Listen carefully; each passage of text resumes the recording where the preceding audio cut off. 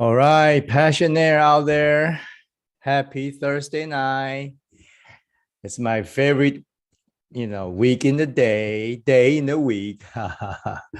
Thursday night, a lot of time we work almost for a week, but tired. Are you out there, Passionaires? I love Thursday night with you guys online. We are live streaming right now. This is really something I want to set the tone here. It's for a Passionaire community. You are a Passionaire if you love what you do and do it very well for life. That's a very simple definition. So that means young people come to me and say, Coach K, I love video game. I say, okay, that's all right. But can you do it well and do it well for life?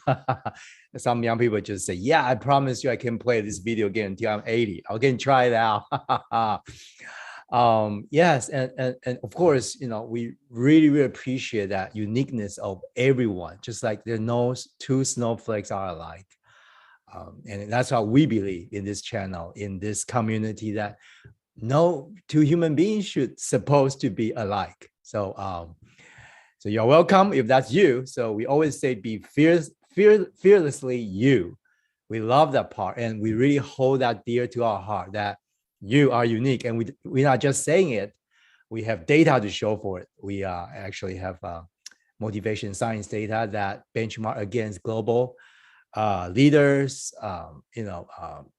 workers, employees, entrepreneurs, artists, all kinds of people in every season of their life, different line of work, but yet you are going to benchmark against them. I have the data, so we can really say you are unique, and we love to tell you how unique you are, not just by feeling, not just motivational talk, but something that we have a data to show for. So we know which one of your passion that really defines you, which one of your passion has been leading your life. So that's where it's so crucial for this moment at this junction of life. Some of you are students, some of you are young professionals, some of you already married, some of you are going to marry, some of you already want to leave marriage. I have no idea what's going on out there.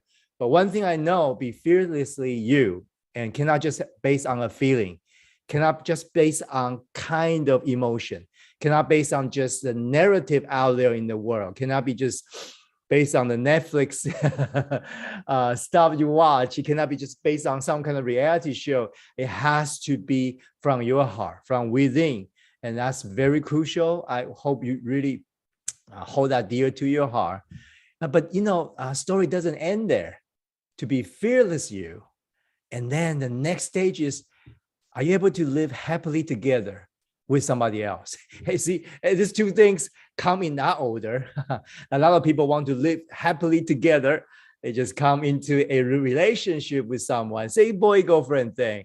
But they don't know who they are, each of them. So two identity coming in unaware of who they are. Now just happen to be the same place through pandemic. They live next to each other. They just happen to, run into each other. And then they start to close out the world outside, try to live happily together to find who they are, to be fearlessly themselves. That's going to be, I have been coaching, I've been working with thousands of people globally, different ethnic background, different cultural, and I work with many, many couples. So that's a no-no that I want to see two individuals, two confident, ready. Well, when I say confident, doesn't mean you have to there, down that. It's like, yes, you know who you are.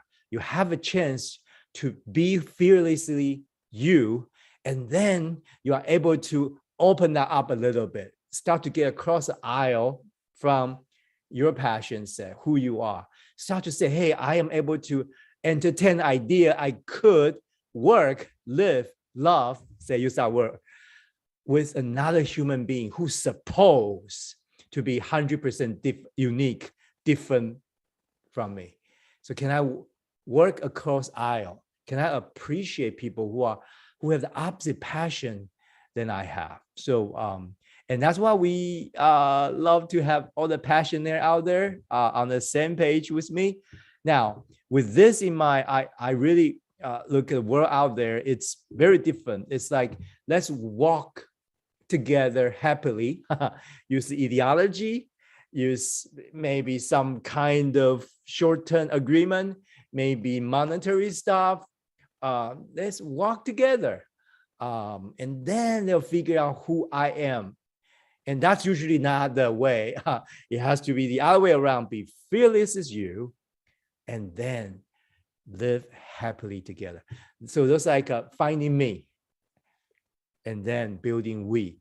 So English word is so powerful. I when I came to know English, I really feel English is underestimate language. It's wonderful. Like for example, the word me, it's an M there. It's an M there. Let me get myself a little bit smaller.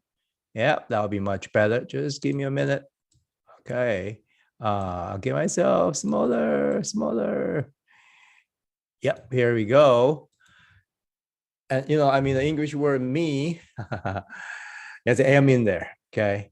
But if you want to build we, I know grammatically it's not right in a grammar way, but you have to turn that M upside down, 180 degree to build something together. So that's what we are very good at. And we are working together for a lifetime. So we can still continue to find the uniqueness in each of us at the same time. We're able to just build that we turn the one more part of me, a subset of my passion upside down, or I have to grow, until I fulfill something to find uniqueness in me. And in that process, I start to work and walk and finally, hopefully live happily together with another human being. So that's where we are together as a community. Passioneer, you're out there. I know a lot of you globally here in US, I know Asia, and you have been walking together with me. I'm so proud and honored to be your coach. But today, this night, I'm not coaching. This night, I'm being me. I'm being Coach K. I'm being myself, and so I love this segment we call "Can I Be Honest?" If you go through our passion quotient coaching stuff, at a certain point of that session, you will hear me say, "Oh, you pay me to be honest. You trust me to be honest." And I believe you respect me being honest down the road. At this point, you may not like what I say, but I got to say it not to hurt you, not to make you feel bad, but I got to say based on what your heart is telling me. You answer questionnaire before you come on board. You go and benchmark against so many people around the globe. So it's not just my opinion, but can I be honest tonight? So if you are here, if you are just, first stop by in this community, rule number one is we respect each other's uniqueness. So I will not judge you by your appearances. People who I coach, they know. I will not just look at your degree, where you are, how tall you are, your color scheme. Those are nice things to have and don't have. But one thing I know, based on your passion, I know you.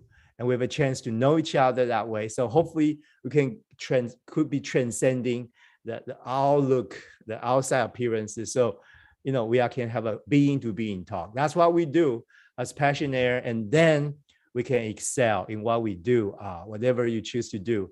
And we talk about, all kind of line of work, and stuff like that. So this is a community. You don't need to have a PQ test per se to be one of us.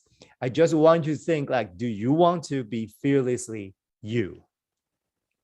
Do you want to be fearlessly you? Like really, really just have that breakthrough in your life. Like say, hey, wow, this is my journey. This is my passion quest. Then you are part of it. And then let's work together so that we can fulfill that part, like live happily together, that you can enjoy, be happy and effective. Be effective and happy. Are you happy but not effective? Then we have work to do. Are you effective, working so hard, workaholic, but are you happy? So tonight, I have a wonderful guest, which I never met. Some of you might have met. No, I don't think so.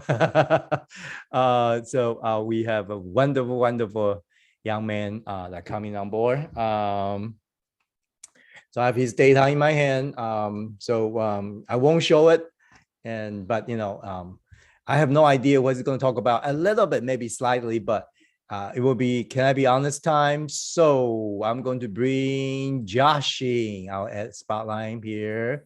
I'll add myself back in. Give me a minute. Here we go. Hey, Josh, how are you? Unmute yourself. Hi, Coach K. It's good to meet you. Josh, good to see. I love your background. What's that? Is it painting or something? I think it's a tissue. Oh my goodness, we have a doctor. We have a doctor on board. Here we go. Hey, Josh, give us a little bit of your background. Like, what are you doing? Where are you? Just go ahead. Yeah. Yeah. My name is Josh. I'm 26 years old. I am from New York. I'm born and raised in New York. Currently, I live in the city in the dorm, but my parents and where I consider home is on Long Island.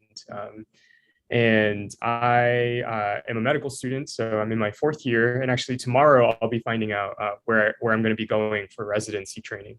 Hold on. So you are a doctor. So that picture is not just for sake of beauty. It's real. It's yeah. Yeah. I mean, I don't find that photo particularly beautiful, but you don't find it particularly beautiful. That's all right. Yeah. I'm in the library right now, actually. Are you in the library? Okay, yeah. Cool.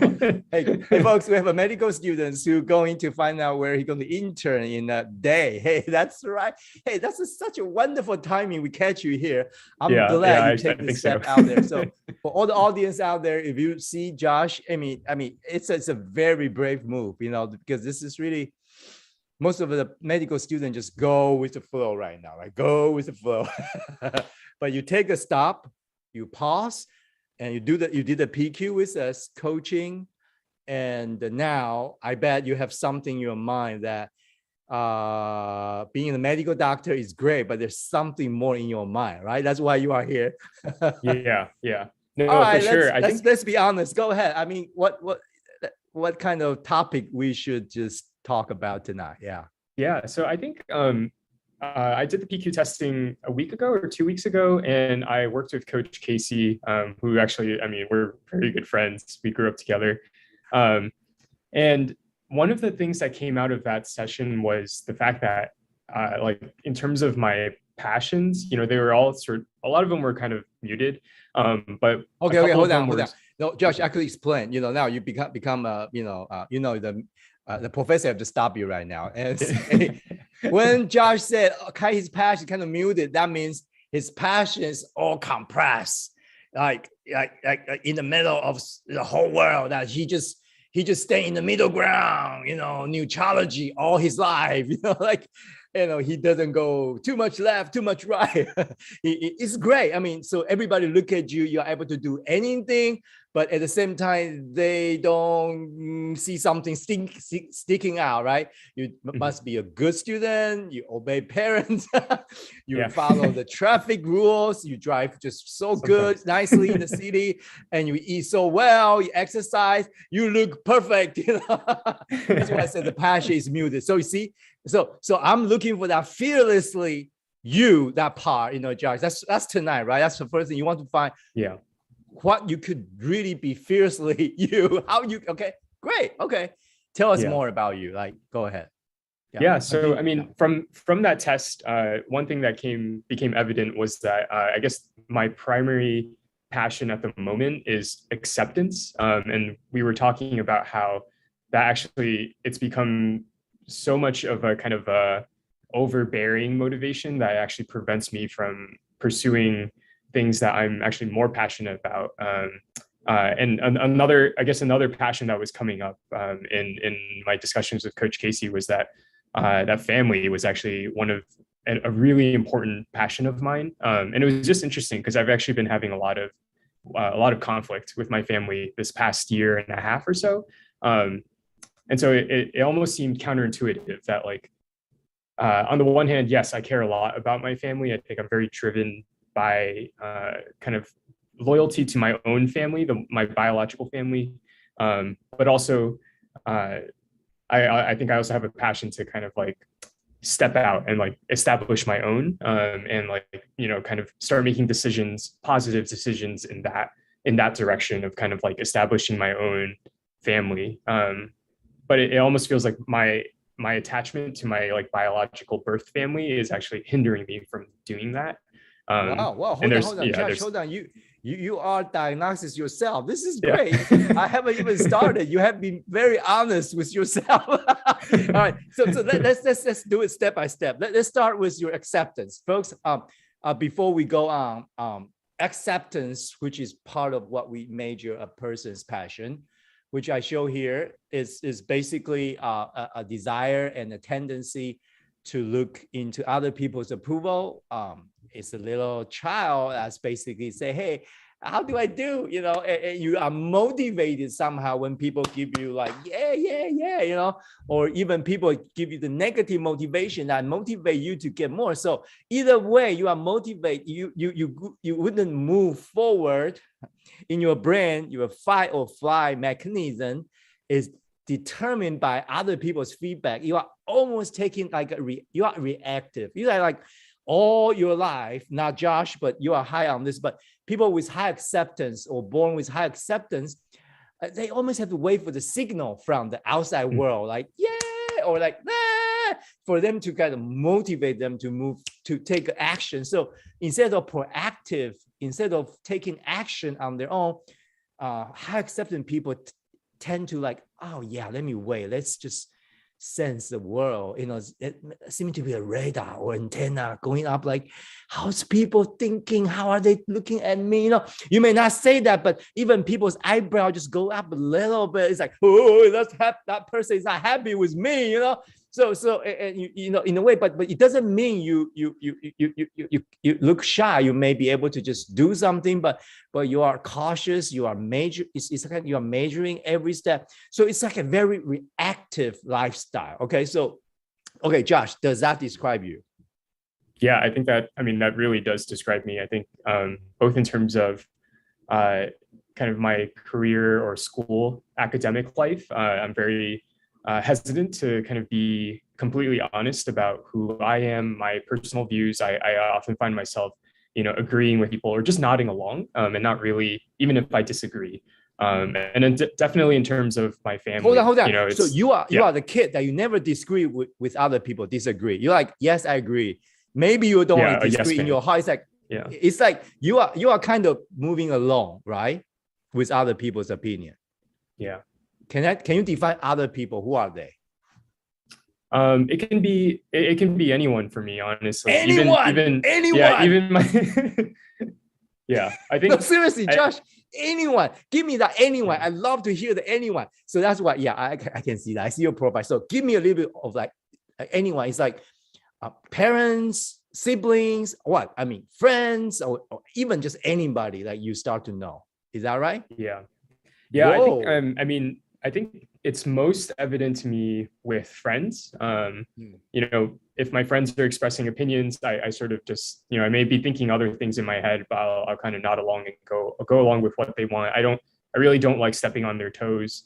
I would actually say I feel a little less so with my family, just because I think I've known them for so long. And so I can be more vocal.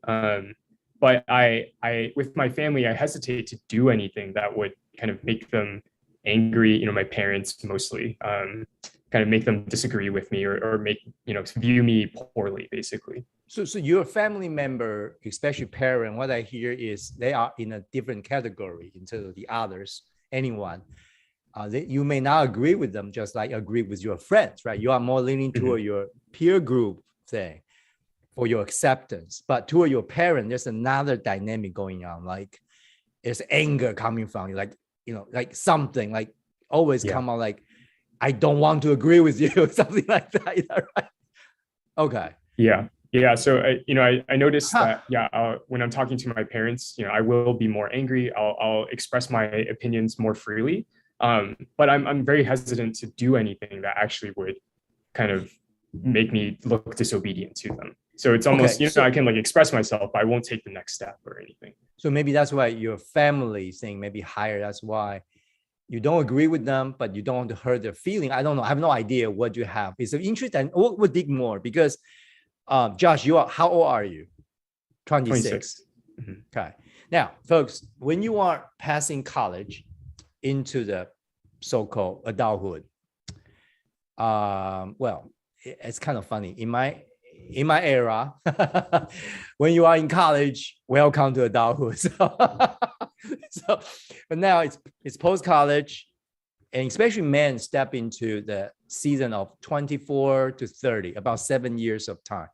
It's very precious. And this is where a young man is coming to himself. This is the best moment, Josh. If you miss anything in the previous seasons, say high school or college, this is a season for a young man like you, 26, to be fearlessly you. You have to find who you are, stepping out of the comfort zone, really, because after 30, the chance that you can really say, I want to find me. So I have a lot of mid-aged men come to me and say, Coach K, I want to find me. I say, are you married? Yes. Do you have kids? Yes. Do you have a job? Yes. But I want to be fearless to me. I say, sir, it's too late. You are 40 and it's a mid-age crisis, and you don't want that because that, but a man before 30, this is where a young man start to come to his place. And Josh, before I come back to you, all the passionate out there, young men out there, please help me out, folks. When I was young, young men like me, when I was young, we always would deal people like really calm the horse down, like people horsing around, young men like chasing girl. They are fearlessly being themselves. Okay. So in my time, I have to manage that around the young men around me. It's like all the lions shut up, all the horseplay, and they want to express themselves. They are rebelling and they are trying to, do all that. I bet, Josh, when you were young, you never done that, right? You're like no. Okay. So, you are late to the ball game. Okay. Welcome on board, Josh. Okay. Welcome on board. All right, now, if I would be a girl, now, all the young girl there, hear me. If I want to find a husband material, that guy need to be through that season once in his life, because I don't want that young man have that kind of season when we get married. I want to be horsing around. Get out of my house, okay? So, and then become very passive aggressive in the relationship, or just dive into work, become workaholic. You know what I'm saying? And men have to be men. You say, what does that mean? I have no idea, but we'll talk about it tonight, Josh. So I feel the first part of you is because your sensitivity. So in a way, let me put it this way, maybe that's why you choose medical field, because you want to work with people. You want to understand people. Is that part of it? Yes. Yeah, I think for me, it's a big part of choosing the medical field, being able to see people face to face every day. Okay. I don't have enough fire from why you become a doctor. This one is not going to cut it. Okay. You have to try one more time. Okay, Josh. Why are you becoming a medical doctor? Well, for me, I think, it is definitely along the lines of what we were talking about. Like, I want to work with people. I especially want to really bring aspects of what I understand of like spiritual health into how we think about like health as a whole. Hold on. This part I want to get another notch, because you have to convince me. You have not convinced me as a young man. Okay, I don't believe you want to be a doctor, but you have to convince me. Yeah, you have to convince me, like interview, like say, I will be one of the 3 panelists sitting in the hospital. You want to really be you have the intern, sorry, you are lucky. But so convince me why you want to come to my hospital to be an intern to serve people. Why? Josh, do it again. I want to see the fire in there.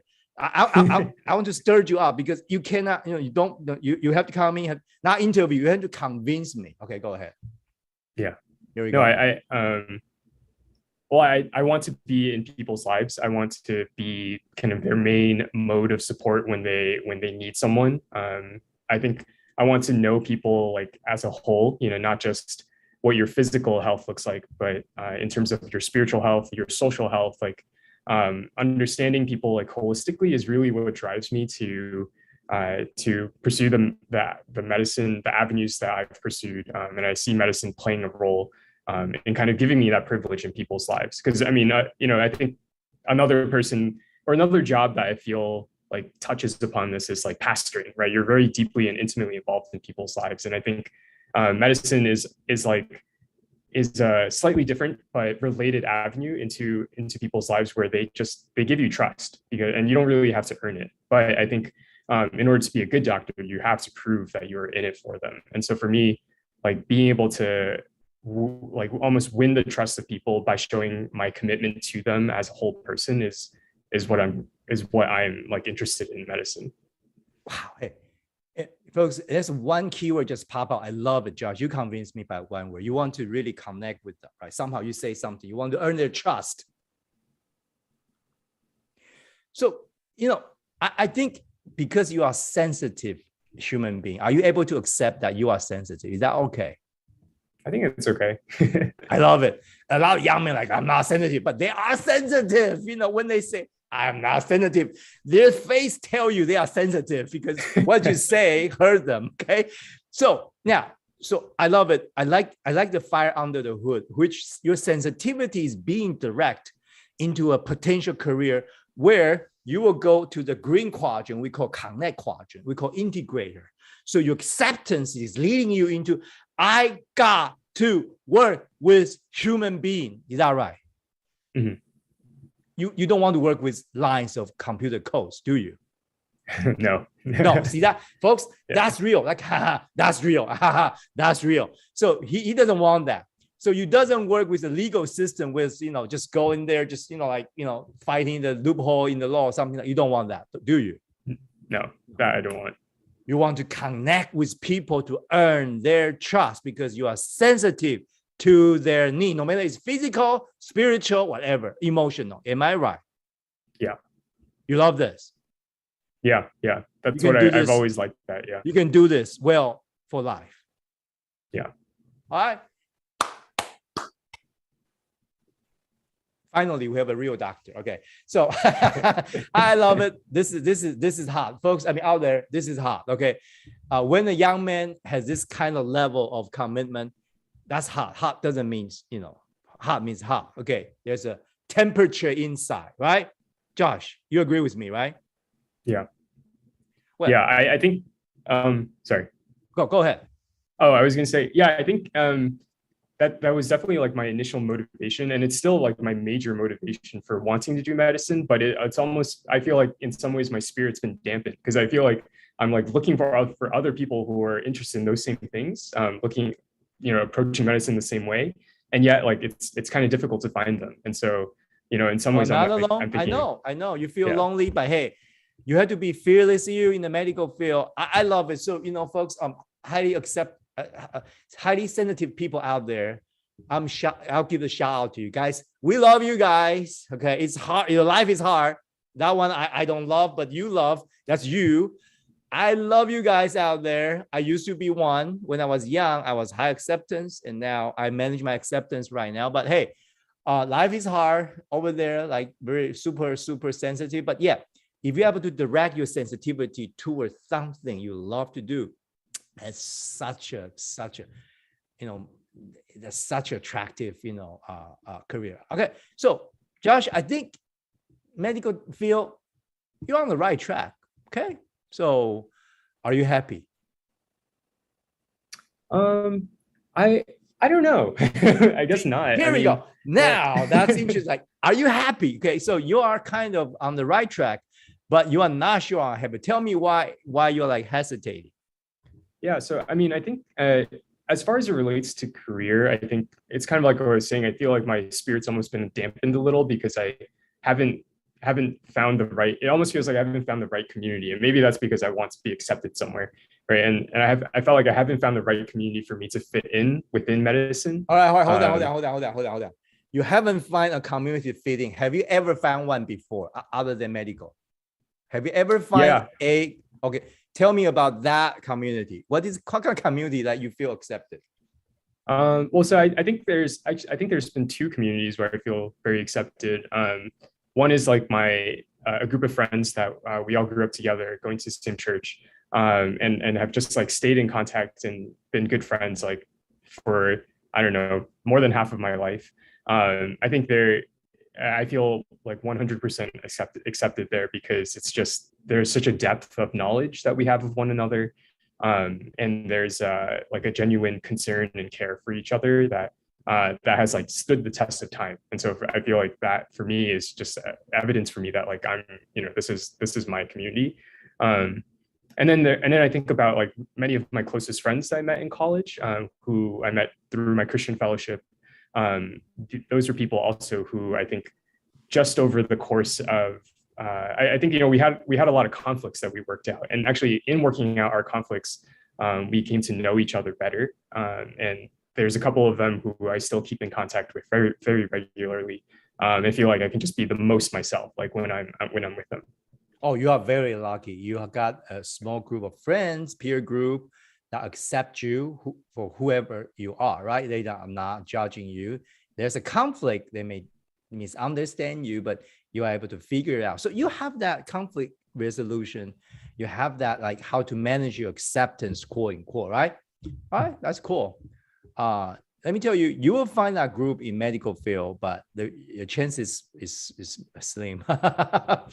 and you are stepping into what I call the young man's reality check. Out of college, you are stepping into the marketplace, the world, and this is how it is. All right. So no matter where you go, you got to start manage your acceptance. That means you don't need, to have a group to accept you. You just have to be you. What does that mean? We'll figure out, because the rest of the passion you have is like in the middle. So you said it's like dampened, right? Like you feel like, right? Can you tell me something about that? You were different before? You have more fire, you are more fiery temperament wise, or what? Why you feel like dampened? Like just like what happened? Yeah, I mean, I think for me, I feel dampened because and this is like maybe one of my other passions of like curiosity. I think the ideas that I'm really interested in exploring within medicine are just like not on people's radar at all. Like, or they think it's kind of weird, right? Like, why are you trying to talk about spiritual issues in the course of like taking care of someone? And so because there's like, I think it just doesn't make sense logically to a lot of people. And so I think for me, it's been hard to find an avenue to really, because that is where my curiosity lies. And there are people who are out there who work on it. I just haven't encountered any like personally in my life as mentors or friends. But I think because it's been hard to find that community in my school, these last 4 years have felt like I've had to kind of explore these things on my own, or just at least put them on hold for now. Okay. So, it's time, Josh, we're going to bring Coach Casey in here. It's time to consult Coach. All right. And Coach Casey, unmute yourself now. Hey, Coach Casey, Coach Josh, and they also grew up together. So go ahead, Casey, what's your opinion on Josh? Like, why his spirit get dampened or whatever he said? Like, what happened? Why? I mean, I don't know if I can speak to why, but I can say that during the coaching session, I think it definitely came up. Some things that come to mind. One is he seems to be very strong actually on entrepreneur in terms of when he's talking about his passions, the curiosity is there, the idealism is there. But obviously in the passions, they're not reflected. So I wonder if maybe part of what he's saying about med school is maybe he had all these dreams. He's curious about the spiritual side of things. That's very entrepreneur, very like abstract, but med school doesn't give him the place to be equadrant. So maybe that's had to come down. And then my other thing is, I remember Josh was saying growing up, and I think those of us who have grown up with him have seen this, he's very naturally put into leadership positions. People recognize him as a leader. He's outspoken when he's in that position. So I feel that that potential is there, but one thing that he mentioned during the coaching session as well is that he hasn't had that opportunity in medicine to be a leader yet, or to like find that position where he can be maybe outspoken and more of a producer even. So those are two things that come to mind, but that's my 2 cents. So Josh, somewhere along the line, you lost your groove somewhere, especially to be a thinker, to be a visionary leader, to be free in your thinking, to think independently. Did you lose your groove along the way somewhere? Where did you lose it? High school, college? Where? I don't know. I would put it somewhere maybe in like these last 3 years. I think even when I came into medical school, I was I had like sort of built kind of a hope or a narrative for myself that I would spend a lot of time kind of developing my ideas around what it meant for me to be a Christian and to be a Christian in medicine, and what that meant for like other Christians to be in medicine. Talking about big ideas and things like that. And even in kind of my first year, I was able to do a little, take steps, do research projects that or like read books that kind of address those issues. But then along the way, like because of work, because of how rote everything can be in med school, I sort of had to back away from those. And then I found that, it was hard without having like a very strong community around me doing the same thing. Okay. Gotcha. So, all right, very good. Thank you, Coach K. I'm going to bring Esther in because you guys grew up together in a group. That's a church group you mentioned. So I could bring everybody in. Okay. Now you got your friends group. This is not coaching, not coaches, but as a friend, as a big sis, right? Little sis. We're both younger. Oh, younger sister, but you guys together. So Josh in the group that he's able to say he feel accepted. So he's more himself. So within that group, Josh has less concern about his acceptance. Is that a good statement? Like in our group, Josh, you are able to manage your acceptance more because you have to deal with it on daily basis, weekly basis. So for all of you too, when you guys grew up in that big group, like a dozen people, meet up in church every week, what do you think was Josh's leading passion? Like, was he led by acceptance? Because he doesn't have to do that in that group. So what could be his lead passion? Like, what is it? Like leadership? Idea guy? Funny guy? Stand up, Yeah, funny guy. Funny guy. Yeah, I would say idea guy and very vocal, very funny. Yeah. Come on, I don't see that from you. Well, let me take it back. Oh, Josh, underneath that white coat as a doctor, you are the funny guy. Are you? You have a funny bone in you. You look at that smile. Are you? Yeah, he's funny. Josh wrote. I'm sarcastic. He wrote a humor article for our like school newspaper. Wow. Okay. Yeah. So Esther, you have something. I can't even remember that. No, like Josh was always the class clown in like youth group. Oh gosh. Here we go. So you have some kind of rebellion gene in you. No, I'm kidding. Yeah. You want to make people laugh. You want to get like stir up the atmosphere, the boring church, youth group. Yeah. Where did you lose this, Josh? Where is it? I think like in terms of like when I'm with my friends, I think it's easy enough because I really like making people laugh, but I also like making people laugh at others. So like, oh my goodness. All right. So it'll be, we'll be like, too. Yeah, like poking fun at others, or I don't know if you want to call it bullying, but that's for you to decide. But I think like in terms of like, in like a professional setting, I think I tend to shy away from that. I feel like I don't bring that. I maybe let it out sometimes of like cracking a joke. But it less so. I think I try to put up a front or an appearance of like, acceptability, if you will. So the more you talk about it now, Esther and Casey. So Josh, when he doesn't have to use his acceptance, he could be himself. Is that right? You could see that side of him easily. Like, is that right? Yeah. Yeah. Okay. All right, so Josh, acceptance cannot be your lead passion like what the data show me. There's no way. You can't have a life like this. We got to change agree. that, Josh. Agree? I agree. Agree? Yeah. Seriously? You know, I'm Yeah, I going to be, do. can I be honest moment will come up in a moment, but all right, before you go, Esther, Casey, you have any other feedback? Because this is, you know, this is great. That's why passionate out there, you have to hear me out. As a passionate group, it's not just data I have in my hand, which is very, very powerful tool so that we can be honest with ourselves. But at the same time, we actually have coaches, we have passionate community like this. So if you do PQ, bring your friend in so we can really discuss it and start build a PQ community around you, just like this. So you can really, in your crucial moment of your life, you're able to say, hey, how did I do back home? You know, was I like this? You know, we are able to say, hey, can I, you know, so it's a wonderful, we call this vulnerability, practice vulnerability. That means ability to be vulnerable. Thank you, Josh, demonstrate that today. So, but there's one thing I want this team to give me feedback, and Josh, including yourself. Should you be led by acceptance all your life, Josh, like what your data show me now?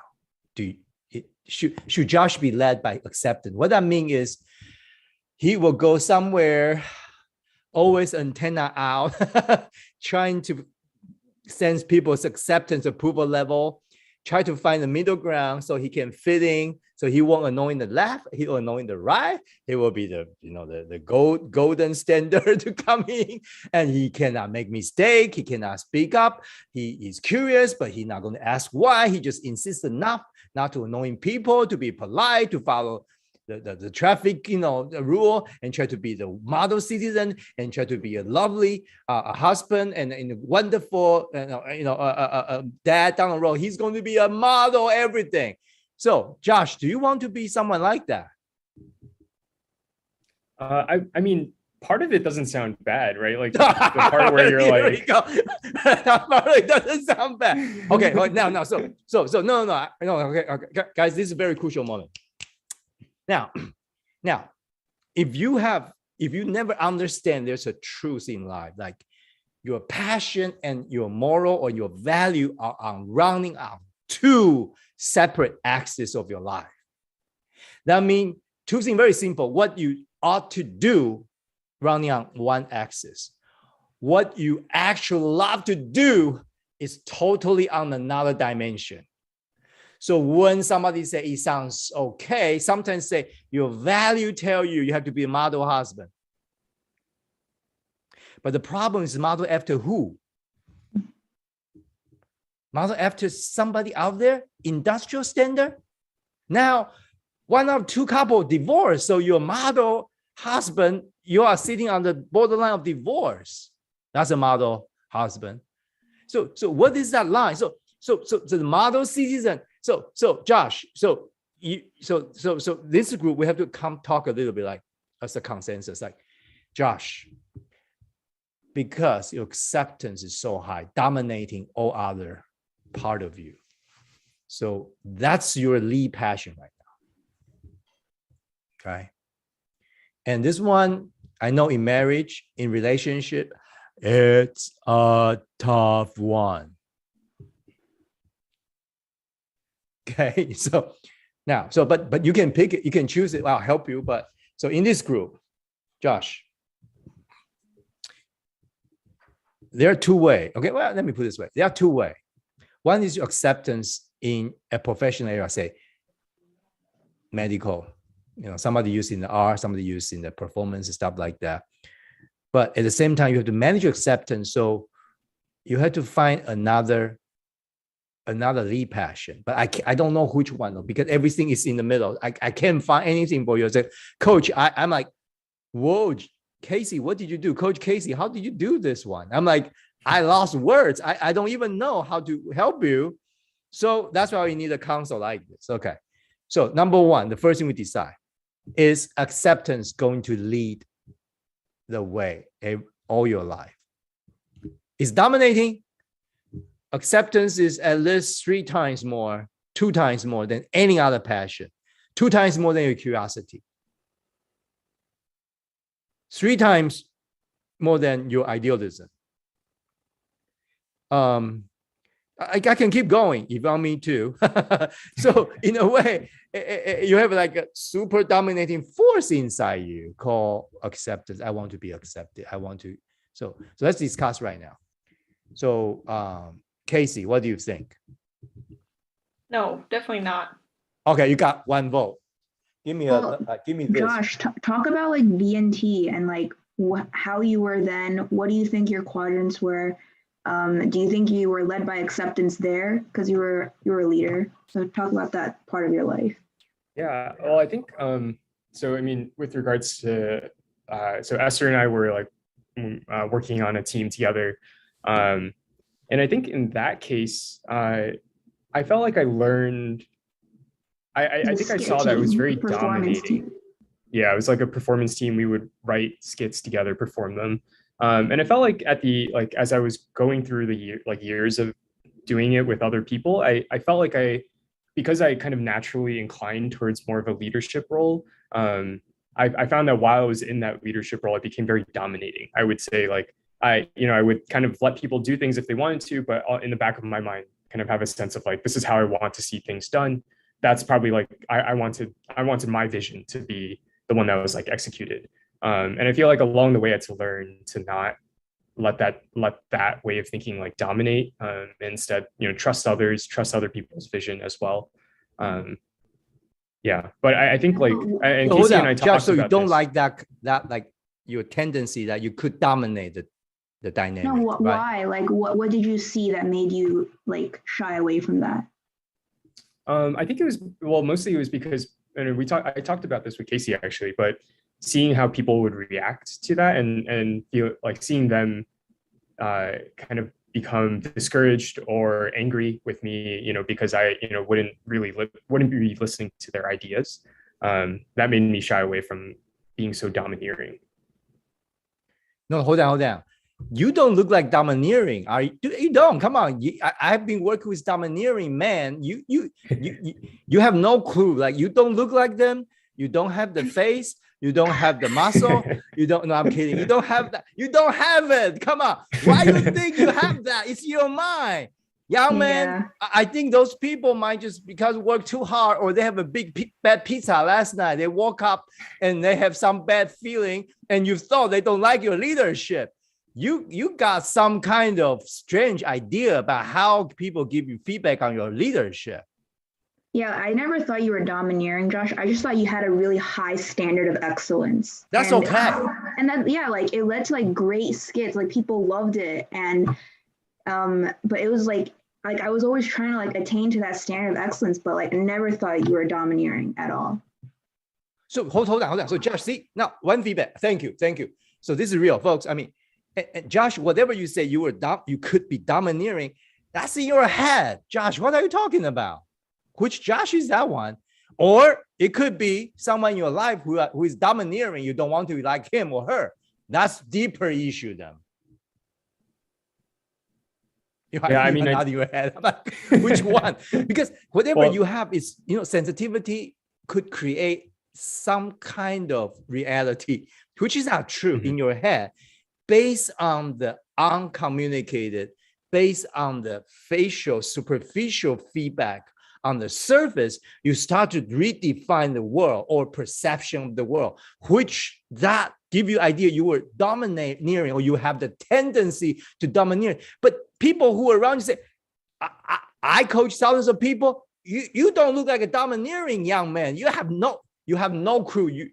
It would take you another 50 years to get there. There's no way. Yeah, I think probably being like someone who is sensitive to how other people are perceiving me. I tend to read into things, and I'm very like conflict averse. So I feel like I would maybe see like signs that people were unhappy and then kind of attribute that to myself. And partially maybe also because I think my mom tends to be kind of domineering in the way that she works with us and with me and my siblings. I think there can be an element. I think there is an element of like resentment towards that kind of model of authority. Oh, all right. So there are two things now on the way. So okay. So so before we'll let Casey and Esther, just go back to the background. Now, two of you both agree Josh shouldn't be led by acceptance, right? Oh yeah, 100%. So it's a no. You don't vote. Yeah. You vote no. No acceptance as a leader. Mhm. Esther? I think you can use his acceptance. I think Right. he can Yeah. be a very accepting leader, but absolutely no way should it lead. Like 0%. Yeah, I think you're like you were a very good leader because you knew how to like you had that acceptance, and so Wow. you were like attentive. to That's people. powerful. That's powerful. Wow. So Josh, your leadership is more like, we call it sensitive leadership, compassionate leadership, whatever you call it is a political word, but basically means you lead while you are sensing people's feedback. It's great job, but your antenna is off by a lot. So that means you actually need more leadership training, more leadership thinking, more be bold to lead, to make decision, to make mistakes sometimes. And to be there just to be fearlessly you, that's where you miss big time. You are shining away from the leadership role. I'm talking about not idealism, not curiosity. Those things may be encouraged by your, but you should go to the producer quadrant, like power, speak up, ask for leadership, be there, communicate, have influence over people. You have to try that because you are 26. I know I was a medical doctor. I'm an intern. Yeah, I know. Poor interns. You have no say. I got you. But you can be a very different intern. I'm just kidding. But there are a couple of things in that quadrant. Oh gosh, I think you have a lion underneath your skin, but you never know you are. Everybody nod their head. Come on, Josh. Yeah, What's going on? true. Everybody nod their head right now. Yep. But I do think from what he's saying, he's a lion that needs to have a vision first. So I think restoring Gotcha. vision and then be confident when you have that vision, speak up, lead. You have the acceptance, so you're not going to go off the rails. You're not going to be the same as your mom because you're different, because you have that acceptance. So like you're not going to go crazy. Like you're fine. And I feel like Josh, you kind of already have a vision. So like maybe you need to create those leadership roles, like the intersection of spirituality and medicine. Like people need that now. People are like, they need these kinds of people and these kinds of doctors who know the language and understand like theology. Like go for it. Like create that role. Be the leader. So Josh, I think you pick doctor as a career. Now you got this is friend, childhood friend, right? You guys, how long you been spending like as a childhood friend? Like how many years? Like more like 15 years maybe. Guys, that's enough. 15 years friendship. And oh my, I wish I could have girls in my childhood circle tell me, Coach K, you are a leader. I don't need to tell me. I don't need that. I know I'm a leader. Josh, you want to be a leader, do you? Yeah, I think I do. Yeah. Why you hide that so many years? What's going on? Well, I guess it's because I think the ways that I want to lead are not in the areas in which I want to lead are not necessarily the ones that are like popular in my chosen field of work. And No, yeah, you can lead. I don't know. I think I haven't had a chance to sort of like do more leadership in a quote unquote like secular setting, apart from like what I've been able to do in church. Well, then I have some problem with your church then. Your church is supposed to put you in a place, you start to experience the marketplace leadership. Now, no, seriously, I think you have an unfulfilled leadership in you, which is coming out from now. That's why you feel angry sometimes toward your parents. It's not because of them. They love you, you love them, right? But just feel like, man, I miss my leadership stuff growing up in this environment. So no, if you are not a leader, how can you lead? And do you want to get married soon? No. Do you have a girlfriend? Yeah, I do. You do. All right. So Yeah, let's yeah. get Casey and Esther out of this window. Right. Thank you, guys. Psychiatry, Josh. Thank you. You guys can give me feedback. So you have a girlfriend. Okay, now seriously talk. Now, Okay, so now, okay, now, hold on. Now, okay, now this serious. Let me get something here because you have a girlfriend. Okay. Tell me about her. She's also a medical student.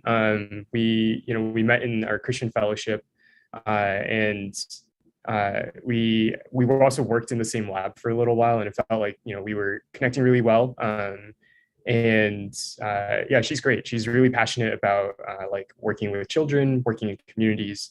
And I think a lot of her visions into like what she wants out of life align well with mine. She's very passionate about family as well.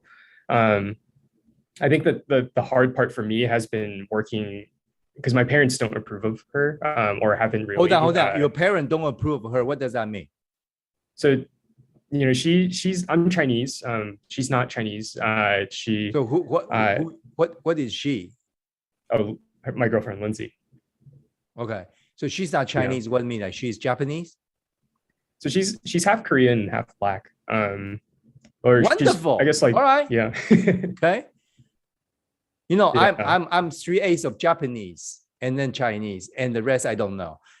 So all right, go ahead. All right, Josh. Yeah, and I mean other reasons that my parents have given in terms of like things that they don't approve are like she's 2 years older than I am, which in their mind is older like than you are. Okay. Yeah. So she's 28. Okay. Yeah, and so her family's like different from mine because she's half Korean, but her mom was actually adopted into a white American family when she was a baby, and so it's not. I think just culturally, like they're coming from a very different place. So your parents want you to marry a Chinese girl, basically. Yeah, I think they see it as like that's the easiest option. Okay. Yeah, or most practical. Like, yeah. You want to? I don't feel like I am. I know that's not your parameter. So it's like, okay. Yeah. Okay, got you. Yeah. All right. So how does that make you feel? Because this is like the first time put you to the producer leadership quadrant. You have your parents. I mean, it's really been for it. Okay. Yeah, I think it really has been difficult for me to kind of know what direction to go in because I feel like it's almost I'm being pulled one from my own convictions about like what I want to see in my relationship and how I want to lead or like how I want it to happen and the person that I want it to happen with. But then my parents have very different ideas about like who that person should be. And because I'm very like tied to their acceptance, to their approval, I feel oftentimes very paralyzed by the kind of the tension that I feel between myself and them. Does that make you angry, frustrated? Which one? Like what emotion come out? Yeah, it makes me super frustrated. I think like I on the one hand, I'm like, I want to be who I think God has made me to be. I think I want to be, I don't think I'm wrong in how I'm making my decisions and or like how I see the world or other people. But at the same time, I feel like I recognize in myself this like fear of like, disappointing my parents or making them angry with me. And so I just get mad mostly a lot at my parents because I'm like, why don't you change your views? But then also at myself because I'm like, like, why can't I just take the step that I need to or like, face the consequences, whatever they may be. All right, Josh, I love that tonight. This is everything just coming out of your life, coming out of the woods. And I love it, guys. 26, going to be a medical doctor, want to change the world, idealistic, high curiosity, model citizen. I'm joking. But it's a lion. It's lion underneath that. This man.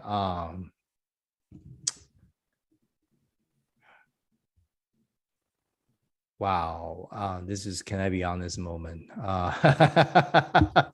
You're not going to get acceptance. Your accept not going to be happy today. All right, Josh, is that okay? Sorry? Your acceptance inside you will not be happy. Okay. I'm going to say something. Prepare myself. Yeah, I'm not being careful. I want to say something because Um,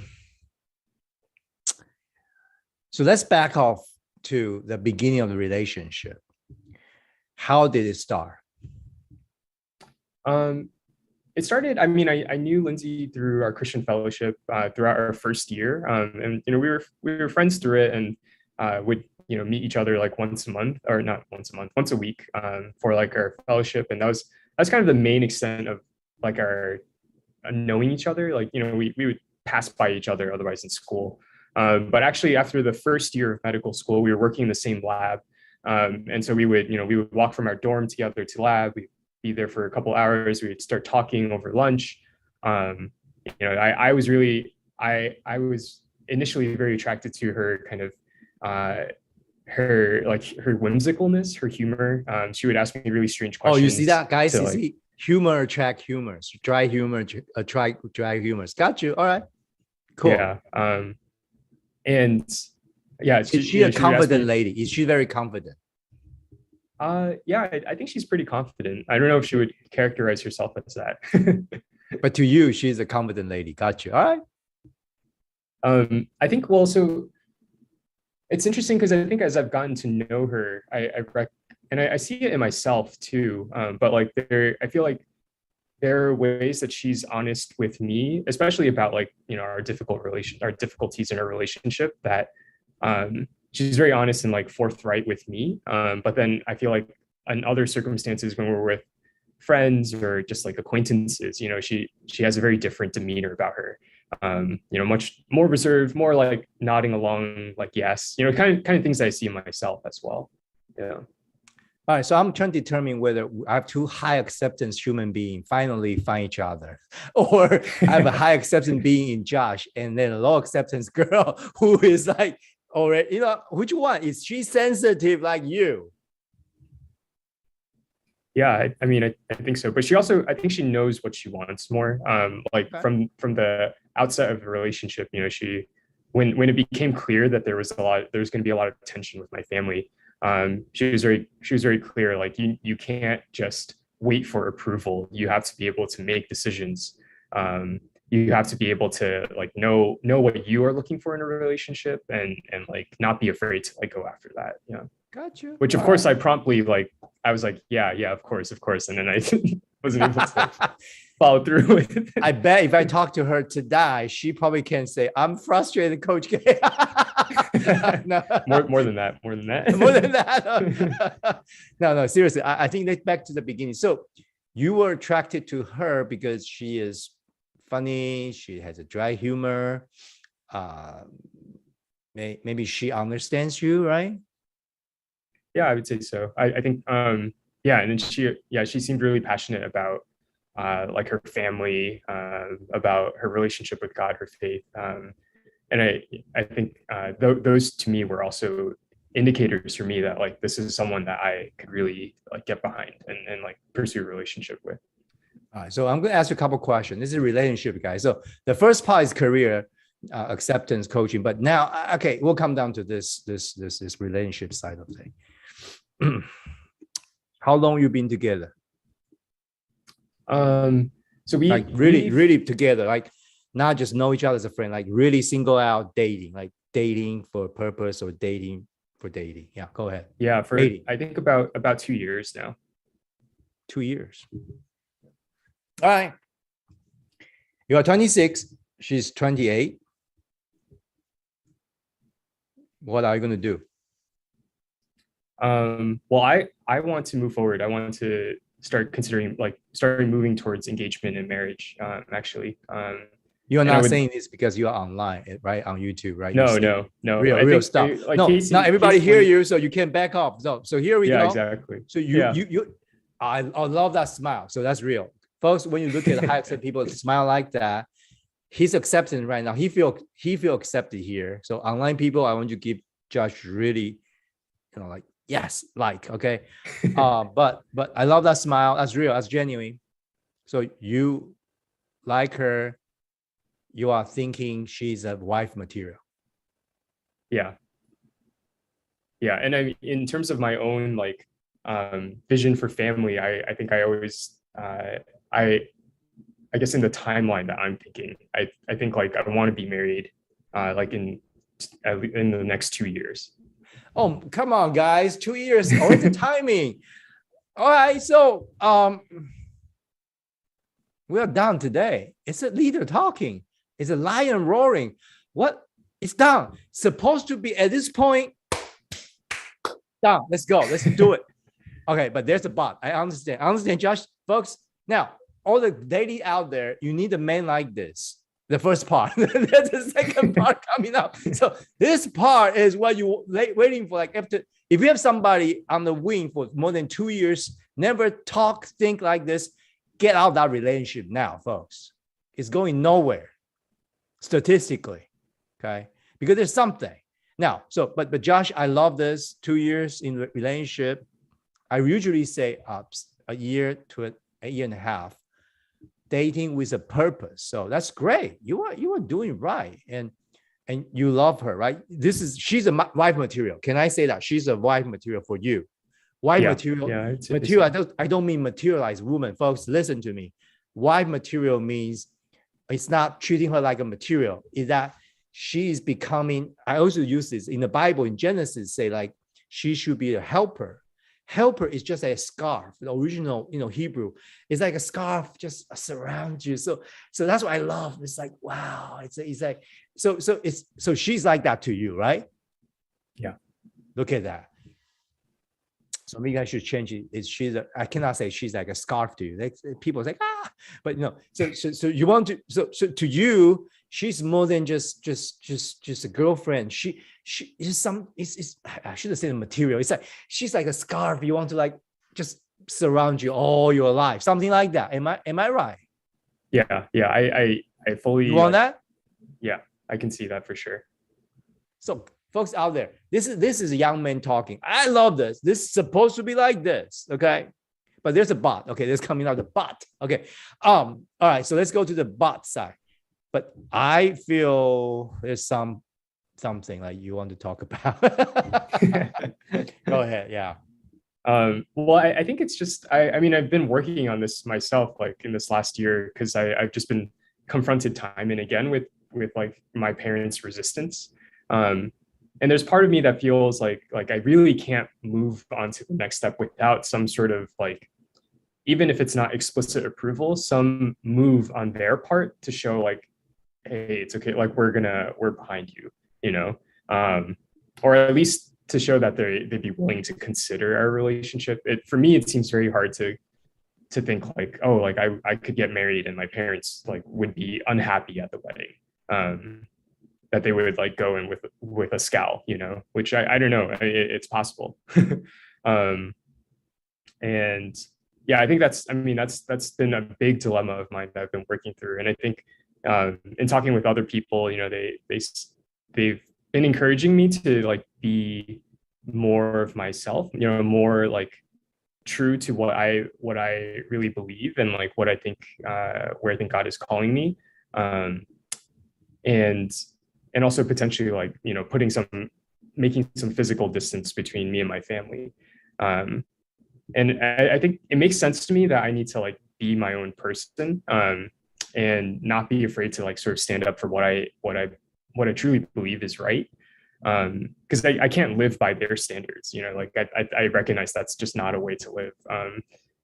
But at the same time, I don't want to give up on this idea of like winning them over, And so that sort of like colored all my decision making in terms of, when I was applying for residency, I was like, do I want the distance? Like I can see myself growing with the distance, but like maybe if I'm closer, I can win. Like I can keep working with them because I think we've made a lot of progress in terms of how we communicate.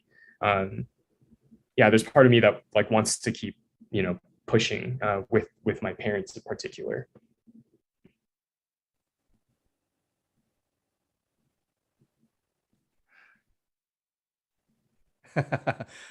Oh man, Josh, I love this young man, guys, folks out there. And he want to win over maybe his parent. I love the intention. But it is out of your acceptance. Are you operating out of your acceptance when you say that? You want them to accept you and ultimately accepting her. By rejecting her, you feel you are not accepted by them, right? Yeah. Can I be honest with you, Josh? The Bible says the man have to leave his parent and to join, in the original word, wholeheartedly, completely. And the word leave is a strong word. It's like almost like cut off, why Bible say, and you say, oh, it's the Old Testament. No, Jesus quoted again in the New Testament. That's the only marriage. And then the man, what God put together, men shall not separate.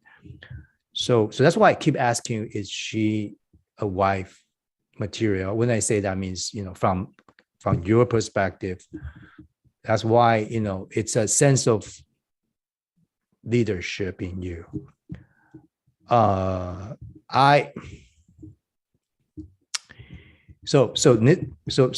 buckle your seatbelt.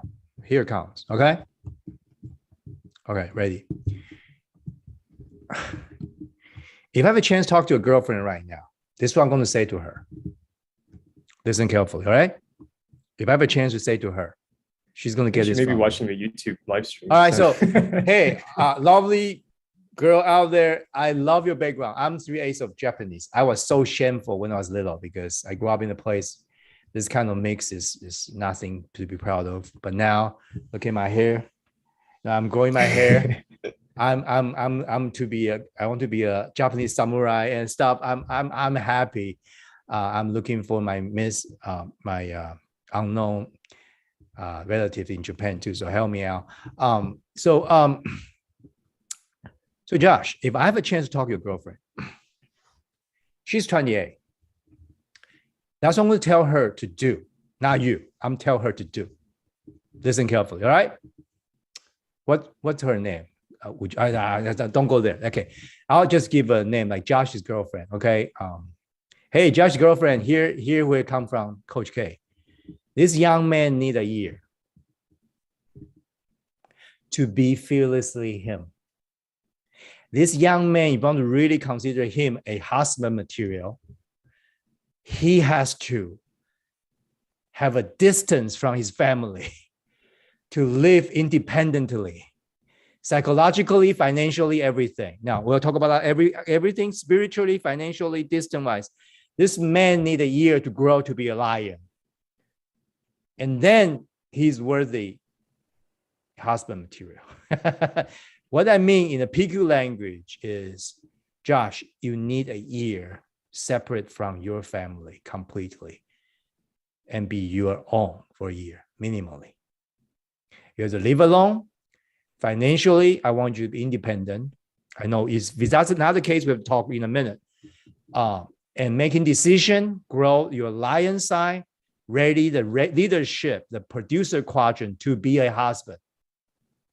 I don't want you this fight, this tango between her and the family, use this as part of, I don't want this to grow. I don't want to use this excuse to grow. I want to get rid of this excuse and say, I want to be an independent man for a year. Now, you are cutting the time course. Young lady, you are 28. A year, you are 29. So you guys have to really make decisions soon because there's no time to drag along. All right, young lady out there, if a man cannot make decision when they pass 25, 26 like this, which Josh already made that decision, but we'll talk about the second part. They need minimum a year to live independently, to pursue who they are, to manage his household stuff, his finance, to be able to manage a relationship alone for a year before you should consider him a husband material.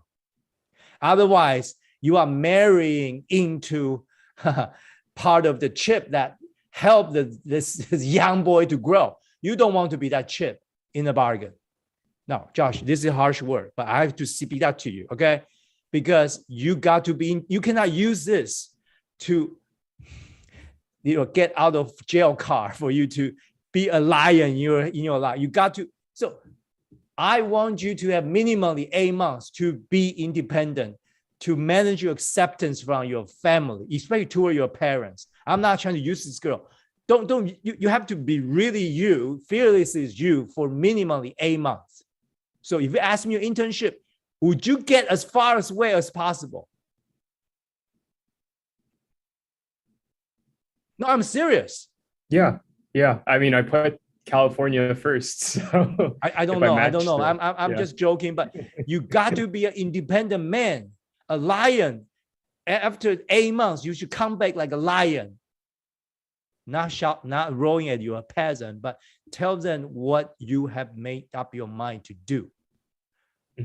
If you are not like that, I don't want your girlfriend consider you husband material, because her clock is ticking. That's a bad word. Hey, she's 28. She's now 24. If she wastes on you, and then you kind of always get caught between you and your parents for a lifetime, you are not a husband material. Get out of here. I know you are not. I'm roaring at you because I'm a lion. I want you to roll back at me. No, I'm seriously. Don't respect me too much, because you ultimately respect me down the road. I'm speaking to you that your parents are supposed to talk to you about it. Like down the road, if you decide to marry someone, we may not like her, but tell me your reason. Convince me. It should be something we can communicate. And you were not given that position at all. I don't think so. I didn't think so. I think all our communication, well, I think, that's what I try. I think that's where my anger, my fierceness comes out about it, because I feel very strongly, but I don't think they haven't. You were not in the leadership position you were not to be a leader of your own, to talk about stuff. No, how come you are 26? You are a grown man. No, so I was speaking to a girlfriend. She could give you 1 year, because I'm not sure about this now. You are sure about her. I have to help all the young ladies out there. You cannot, young lady, hear me out. You cannot marry a man that always will be caught in between this all his life. Forget about it. Because so you have to wait for an independent man to be your husband, period. It was, you don't agree with me. I don't care. You agree with me. So now you can try it. I know, Joshua, you are not mommy's boy, because the way you talk about your mom, I understand you are not. But this is another form of suppressed passion, we call. Like you never have a chance in front of a parent to be fearless as you. You never have a chance. Am I right, Josh? Yeah. Don't use, I think it's always this relationship. Told what you have to do. Right. Yeah. Don't use a relationship to be fearless you. Mm-hmm. Can't do. Yeah. I never met a girl, so you know me. I'm not. So I'm saying this with just half the information. I probably would say, yeah, go marry this lady right now. No. But I'm helping young women out there that you got to let the man grow. The man must have. That's why people say pre-marriage sex. Why is it so like? No, you listen to me. That's why if you don't have that room, you never know what's going to come out of that relationship. So you got to have that. And Josh, I want you to be an independent man, minimally 8 months to 9 months. That you can come back. This shall not be an issue. This shall not be an issue. Then you are ready to be a husband material. Mm-hmm. If this is still an issue, you have to talk to me. Mm-hmm. You have to hear from a guy like me to really give you, not advice, to just shout at you to say, Josh, come on, be a man, just come out, grow your independence. What is the producer quadrant, lion quadrant? Independence. Are you independent psychologically?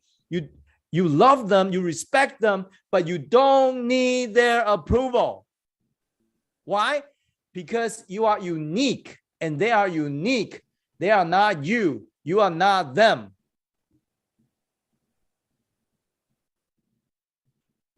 What's in that quadrant is power, is persuasive, is influences. So are you able to be, really not speaking out of frustration, is to speak out of like, this is who I am.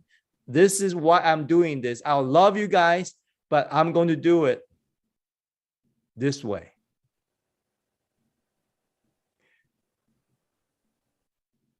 And in that quadrant is status. Status means brand name. You have to create a brand name for Josh. Josh cannot be a model citizen as a brand name. No way, Josh. Even as a doctor, medical doctor, I want you to be defiant. I want you to be really look at issues that nobody wants to look. I want you to be to be a lion in the medical field, in a post-pandemic world, something that drives you. You got to be that one. You got to be the PE quadrant. You got to pick up that lost things you lost from youth. Come on. I don't want to be a typical Asian doctor. Come on, do something. Work with different ethnic background. Go to different community and come back and say, yes, I feel comfortable working with anybody in the world. Yeah. Hey, so this one at that point, it's not an issue. It's a task you have to handle, like your mom and dad may not approve her right now. I don't know whether it's her and not approve, but it's your lifelong thing, going to work with them, protect your wife, protect your family, but then wisely, gently allow them to have time to be themselves. Maybe your parents never have a chance to be fierce as themselves. Who knows? Maybe they need this. So with a grown child, parents have to grow too, folks. In different seasons, parents have to change their role. It's no more a manager, no more a shepherd.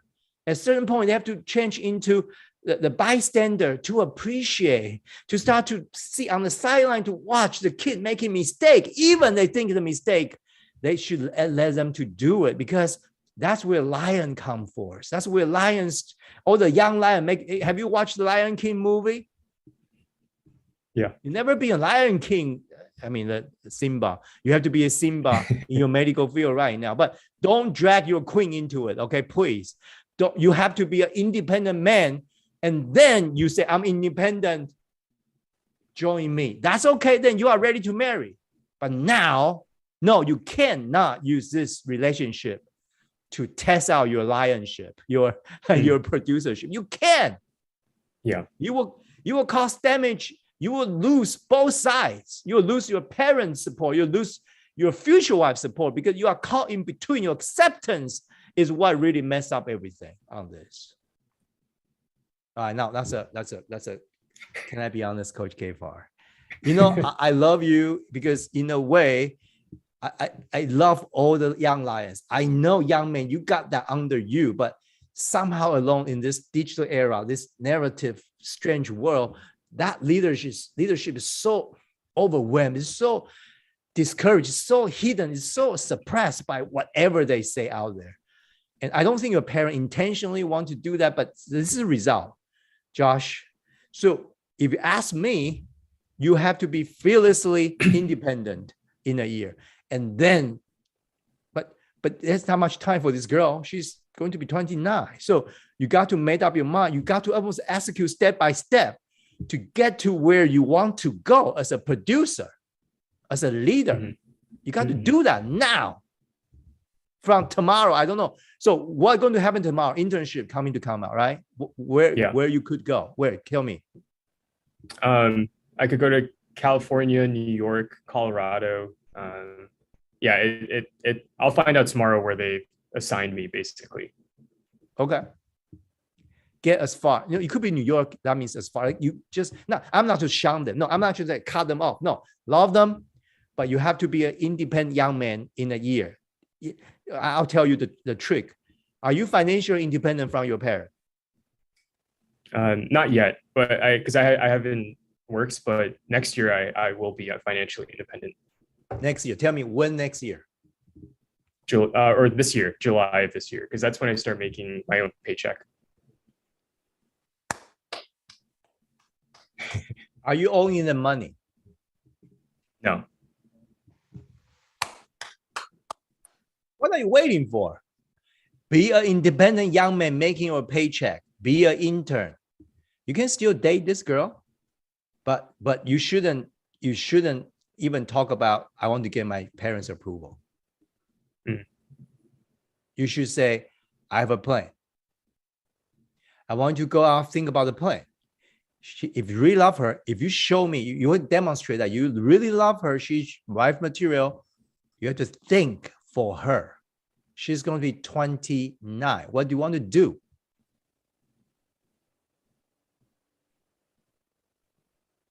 Wait for your parents' approval until she's 39? No.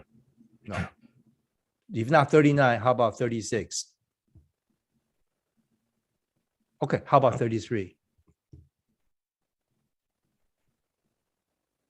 No, I mean, that's still like, I think 5 years is like pretty, I think 32 or like 31 would be my upper limit.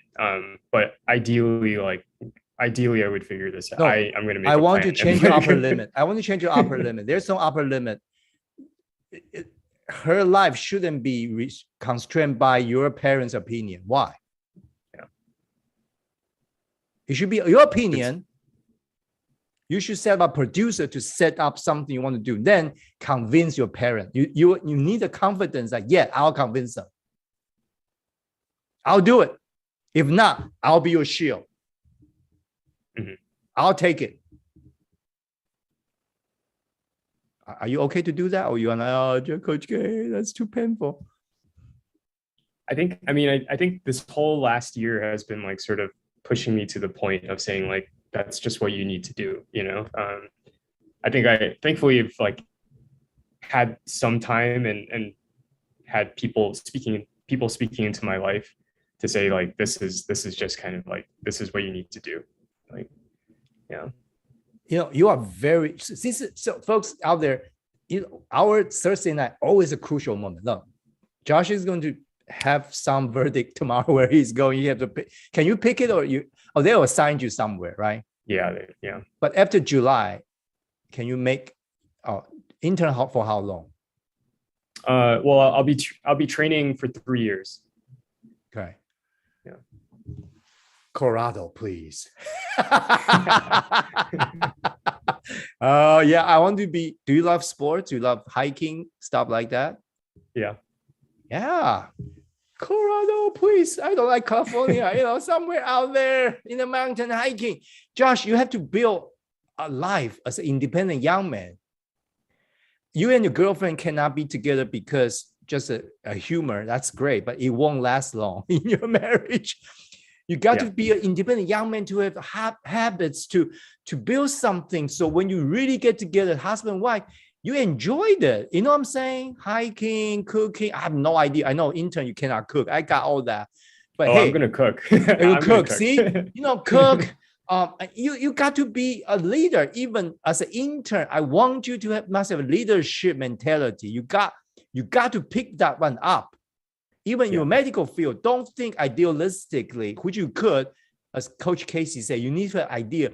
But you stand before me today. I can see this. If you restore your leadership, your manhood, that's a heavy word. Not using the relationship. I know you don't intend to, but you know, but don't use this as a, you know, be independent for 8 to 12 months.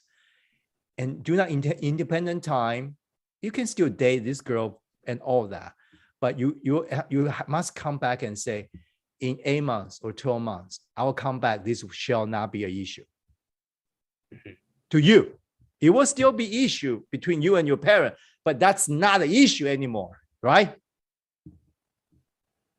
Yeah. Make sense? Yeah, 100%. 100%, right? Yeah. So this is serious stuff, guys, folks. Josh, I just feel this. I wish it's Colorado. Seriously, somewhere out of this East Coast, strange stuff. No, no, East Coast people, we love you. I want to get out this comfort zone of this community, which have been too long. I want you to be an independent young man.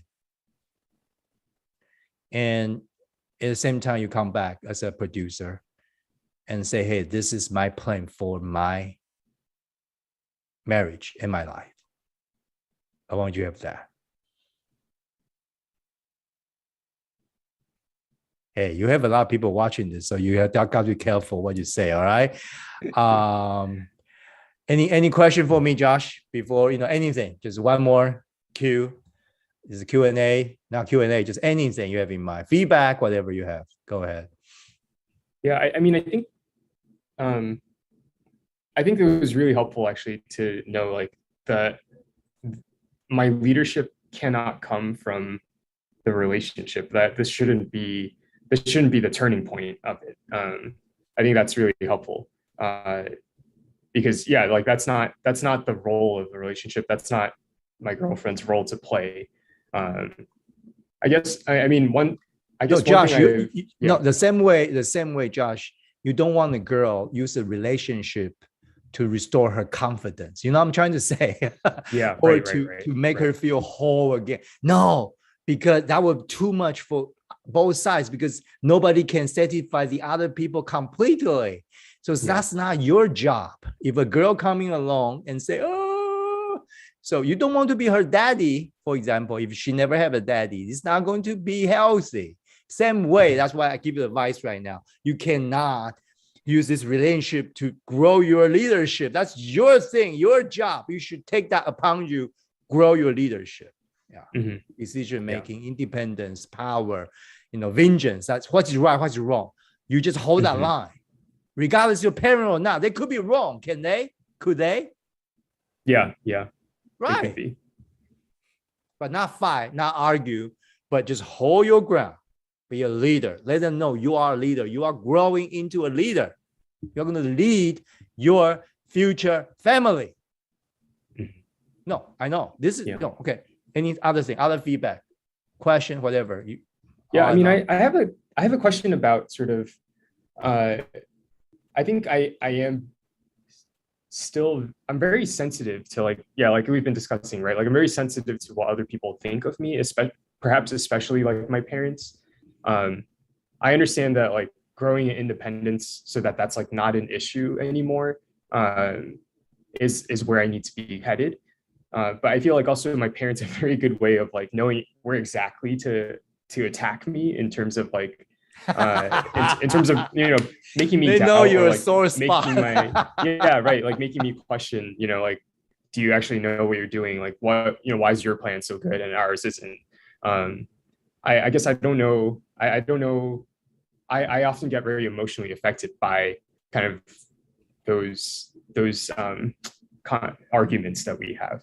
Is it that I just like can't be arguing with them at this point? No. There are a couple of ways to go along with. Number one, they love you. You have to always tell yourself they love me. You have to say that to yourself. So fight fiercely, say that your parents don't love you. They love you. They show that. They raise you up. We respect our folks. Okay, number one. Number two, giving you a profile. Well, I'm going to give advice on the internet. Oh boy. Is your mom sensitive person or not? So now you have to use a PQ you learn. Is she sensitive? So they would do it differently because we have to appreciate her uniqueness. Is she sensitive or she's not sensitive? How are we defining that? I guess like her emotional state. Are you like her or you are not like her? Sensitivity wise. I think I'm like her. Yeah. See, here we go. She's sensitive, period. Yeah. That's why she will pick up the sore spot because she wants to get you pay attention to her. Okay. So you pay attention to her, not talking about relationship. You compensate her from other attention field she needs.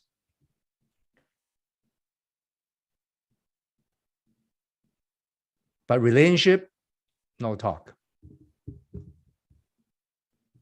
don't argue. Prepare. Once you are independent, you don't even have to talk to her. Just that's my decision. That will come in a year. But help her to manage her own passion. I don't know, she wants attention, right? She wants your attention. So a lot of parents say, oh, because her ethnic background. That's all bull. What they're trying to say is, I don't want to lose you, Josh. How can I lose to this girl? You don't believe me. You don't know moms. And okay, so they have the soft spot too. So don't argue with her. It's not going to help her because, so just but so be skillful, in a way. Okay. How about your dad? Is he okay? Is he on your side or he's in the middle? He and my mom are on the same side. Same side. So your dad is probably not. He's not very sensitive though. He's very more calculated. He's sort of the one who, he doesn't agree with me. He won't fight me about it, but he knows what he believes and he believes he's right. Okay. So yeah. So I think the key is your mom. I think your mom. I don't think it's because your girlfriends, whatever she said. High accepted people when they get angry, get is a more high tranquility, yeah, let's be careful, virus out there. It's more like that. I'd say both my parents are pretty, in terms of trying to keep the status quo. Yeah. Okay. But my mom is very she's not afraid to be loud in that sense of tranquility. So she's probably high power too. Okay. So you're a mom. Yeah, cool. Josh, you know what? Distance definitely will help. Number one. Number two, don't argue with them. Don't get mad because it's not going to help her. She's going to get more. She could elevate her reason to attack you next time. Not to hurt you. She didn't know, but she wants to win you back. She feels she's losing you. Okay. The distance will help. I have a mom like that. But so here what I'm going to say. And it will end up to a big, there's going to be a showdown down the road. You got to be ready for it. Not try to hurt each other, but at a certain point, you have to show her the lion card, you are a leader. Okay, is that okay? Yeah. Because your mom loves you, but she probably doesn't know you're already a lion. She already raised up as a wonderful young lion. I love it, but she doesn't see you that way. Does that make sense? Mm-hmm. Yeah. So you have to create a narrative in your family. All right. So if your girlfriend is watching, you need to do PQ, I would love to have you both come up here. Now, but even you are independent, I think instead of just dating, I want you to break all the comfort zone right now. With the distance, even with your girlfriend, distance-wise, you can still date, chat, FaceTime, but with some kind of distance will be helpful.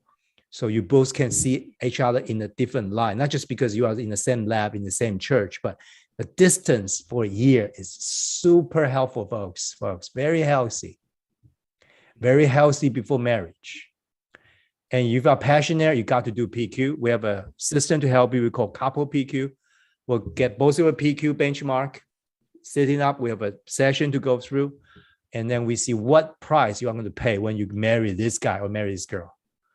What is something you can build together that you are similar, but what other area you are so different by how much are you willing to pay for it? So you almost have to be a leader to do that, to be fearless is you, but try to see what price you have to pay with this girl. Not the price cannot be only your mom, your dad do not agree.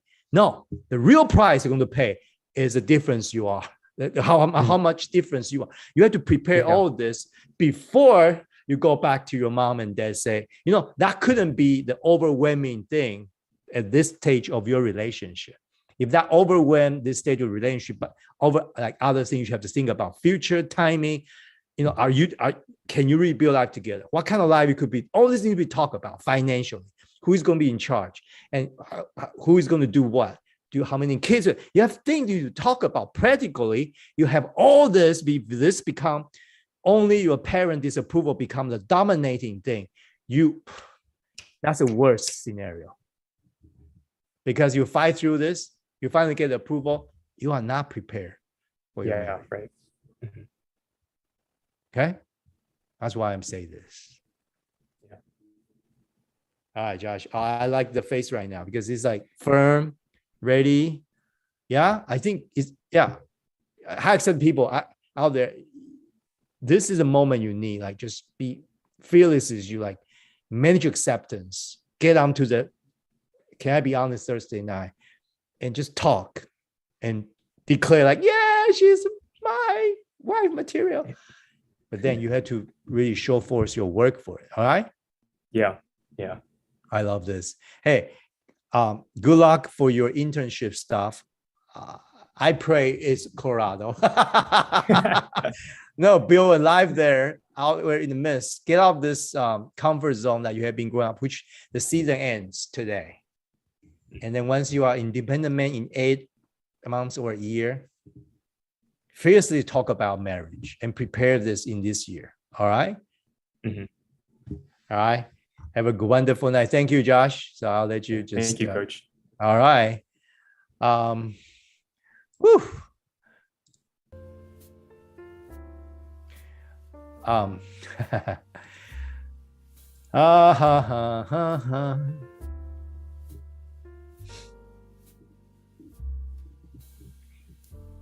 Man has to leave his parent. I ponder around that words. This is in Genesis in the Bible. If you're not Christian, don't worry. I'm just quoting this from the Bible. Jesus quoted again in the New Testament a couple thousand years later. Jesus doesn't quote a lot of marriage like as a rule, as what you have to do, what you don't have to do, what you got to do, you ought to do. He just simply quoted this like men have to be living, to be independent, to be a leader. I know you may not be a perfect leader, but hey, you must have that mind set up. Say, I'm going to lead. I might make mistake, but hey. So, and all the women out there, and the young men out there, young women out there, women and men out there, don't use relationship to grow yourself. It's never work. It's never work in my experience. If you use boy and girlfriend dating relationship to grow yourself, you know what's going to happen? You're going to lose yourself. That's why God put Adam into deep sleep before he created. Whoa, man, like wonderful woman out of the man. Sometimes you just have to be independent for a season, not long, but you got to do that. Financially, independency. Move out, move to a basement somewhere. Manage your own finance for a season. Enjoy the singleness for a season. Get to a group of friends, go hiking, go cooking, go, mountain climbing, rock climbing. Just be you for a season before. Don't use relationship to grow. That's the first mistake. A lot of people just like, oh, Coach K. Yeah, well, yeah, you are not you. Yeah, how can you live happily together with another human being? So here we are, Thursday night. I really appreciate Josh's courage. That's why I think he got the guts, to be a leader. And it's confirmed by his friendship, childhood friend group, confirmed by the data. I see that. If he's able to manage the acceptance to be independent, hey, in a year, it doesn't take long. Take about 8 to 12 months for a young man, age of 25, 26 to grow into a man. It doesn't take long. It's a natural process. So Josh, text me something or text Casey. I want to know where you want to go internship. I love that. I want to have a follow-up. Okay, so for all the passionate out there, I want to say good night. But yet, most importantly, you got to be fearless you first. It's applied to everything, relationship, job, career. You got to know who you are before you could really say, hey, I want to find a career and stuff like that. So you haven't done PQ, you want to be on Thursday night, I will give you a free PQ. You can have the data, you just come on board. I'll be more than happy to talk to you for an hour and a half. Let me be honest. So for you all out there, I want you to be very gentle, polite, at the same time, funny, humor, that's okay. But for all the passionate out there doing the brave thing to be on here, treat it like your community, cherish it. I'm not painting a rosy picture. I could be very, very tough on people because in a way, I need to be honest with you. So thank you all for tonight. May you have a wonderful, wonderful weekend.